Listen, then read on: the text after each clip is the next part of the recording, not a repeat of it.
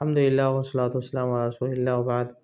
سے مسلم وغیرہ کی حدیث اللہ کے نبی علیہ الصلوۃ والسلام نے ارشاد فرمایا کہ من صام رمضان ثم اتبعہ ستا من شوال کان کصیام الدہر، جس نے رمضان کے مہینے میں روزہ رکھا اور پھر اس کے بعد شوال کے مہینے میں سے 6 دن کا روزہ رکھا تو گویا اس نے پورے سال کا روزہ رکھا۔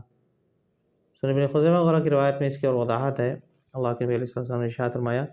کہ صیام رمضان بعشرۃ اشہر، جب اس نے پورے رمضان کے مہینے کا روزہ رکھا ایک مہینے کا، تو ایک مہینہ 10 مہینے کے برابر ہو گیا، ایک مہینہ 10 مہینے کے، کیونکہ سنن ابن ماجہ کی روایت میں اللہ کے نبی صلی اللہ علیہ وسلم نے ارشاد فرمایا کہ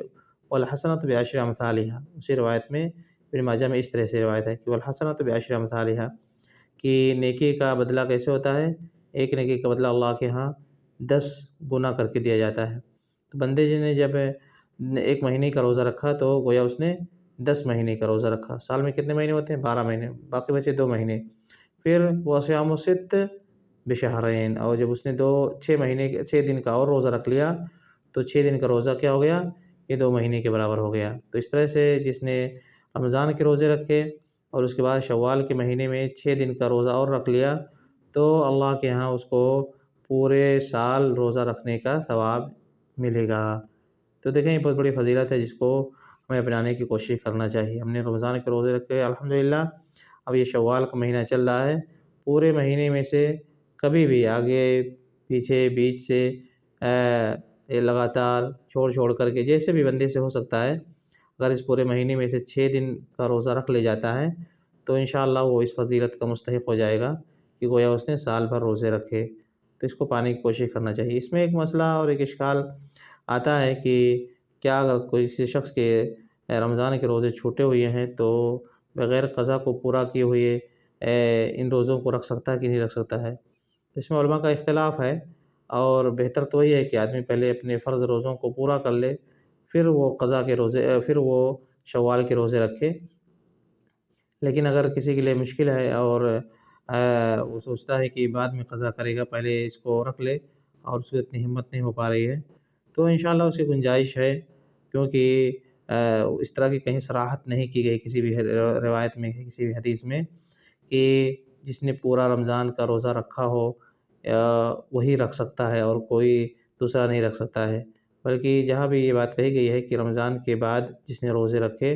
تو اس میں دونوں چیزیں شامل ہیں کہ رمضان کے بعد، یعنی عمومی طور سے بات کہی گئی ہے کہ بندہ جب روزہ رکھے گا تو رمضان کے بعد ہی رکھے گا شوال کا روزہ۔ اور اسی طرح سے جو ثم اتبعہ کے لفظ سے استدلال کیا جاتا ہے کہ پھر اس کے بعد اس رمضان کے روزے کے پیچھے لگایا شوال کے 6 روزوں کو، تو یہ مخرج الغالب کے اعتبار سے یہ لفظ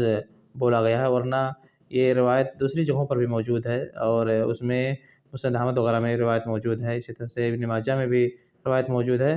اس میں اس طرح سے لفظ نہیں آیا ہوا۔ ابن ماجہ میں ہے من صام 6 ایام بعد رمضان، جس نے رمضان کے بعد یا بعد الفطر، جس نے عید الفطر کے بعد 6 روزے رکھ لیے، عام بات ہے یہ، 6 روزے رکھ لیے تو اس کو پورے سال روزہ رکھنے کا ثواب ملے گا۔ ابن ماجہ وغیرہ کی روایت میں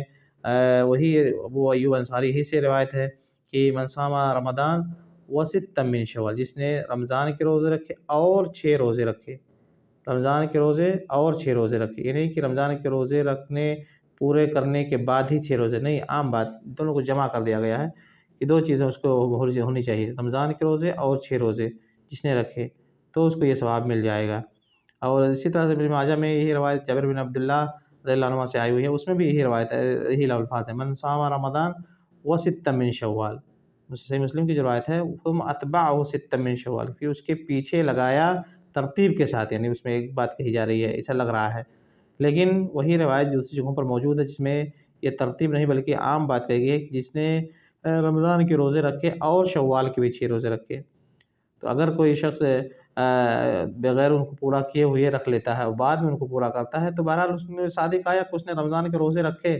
اگرچہ بعد میں رکھے لیکن رکھے، دوسرا رمضان آنے سے پہلے اس نے رمضان کے روزے رکھ لیے، کیونکہ رمضان کے روزوں کی جو قضا کی بات ہے وہ وقت موسع ہے، اگلے رمضان آنے سے پہلے ان کو پورا اختیار ہے کہ کبھی بھی وہ روزے رکھ سکتا ہے، اس کو تنگ نہیں کہہ سکتا ہے کہ تمہیں اسی مہینے میں روزہ رکھنا ہے۔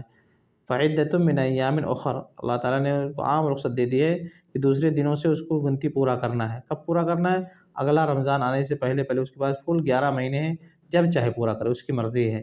ٹھیک ہے۔ تو اگر ہم یہ کہتے ہیں کہ نہیں پہلے پورا کرنا پڑے گا تب یہ رکھ سکتے ہیں، تو یہ ہماری اپنی طرف سے ایک ایسی بات کر رہے ہیں جس کی ہمارے پاس واضح کوئی صریح دلیل نہیں مل رہی ہے، اور ہم نے جو ایک چیز مؤسسہ تھی اس کو تنگ کر کے ایک مہینے کے ساتھ خاص کر دیا،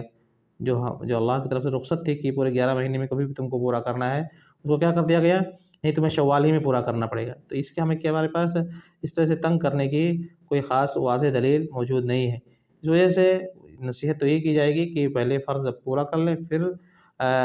یہ روزے رکھیں۔ لیکن اگر کسی سے بات نہیں بن پاتی ہے تو اگر صرف شوال ہی کے روزے رکھنا چاہتا ہے اور اپنے قضا کے روزے بعد میں رکھنا چاہتا ہے تو انشاءاللہ اس کی گنجائش موجود ہے، جیسا کہ دلیلوں سے اس بات کی طرف اشارہ ملتا ہے، اور وہ کوئی واضح ایسی دلیل نہیں ہے جس کی وجہ سے اس چیز سے کہ اس کو منع کیا جا سکے۔ واللہ عالم، واللہ عالم۔ تو اس چیز کو ہمیں دھیان میں رکھنے کی کوشش کرنا چاہیے، بلکہ کبھی کبھی اس منع کی وجہ سے بہت سارے لوگ جو روزہ رکھنے کی ہمت کیے بیٹھے رہتے ہیں پیچھے ہٹ جاتے ہیں، اسی وجہ سے روزہ نہیں رکھتے ہیں کہ ہمارے پاس اتنے سارے قضا کے روزے باقی ہیں، اب ہم اس کو بھی کریں اور اس کو بھی کریں تو اتنی زیادہ ہم ہمت ایک ہی مہینے میں نہیں جٹا پا رہے ہیں۔ تو بہت سارے لوگ اسی ڈر سے شوال کے روزے چھوڑ دیتے ہیں کہ ابھی تو قضا اتنا باقی ہے تو کون جائے گا قضا پورا کرنے اور پھر اس کو بھی رکھنے ایک ساتھ، اتنا زیادہ کیسے اکٹھا ہو جائے گا، مشکل ہو جائے گی بات، تو چھوڑ دیتے ہیں روزے۔ تو دیکھیں ایسا بھی نہیں ہونا چاہیے کہ لوگ اس خوف سے چھوڑ دیں، اور جبکہ ہمارے پاس کوئی واضح اور صریح دلیل موجود نہیں ہے، صریح دلیل موجود نہیں ہے، اللہ عالم۔ تو بہرحال اس روزے کی ہمیں سمجھنا چاہیے، خاص اس کی فضیلت ہے، اس کو رکھنے کی کوشش کرنی چاہیے، اور پورے سال روزہ رکھنے کا گویا انشاءاللہ اس کو ثواب ملے گا۔ اللہ رب العالمین اپنے فضل سے یہ توفیق عنایت فرمائے، آمین۔ صلی اللہ علیہ وسلم۔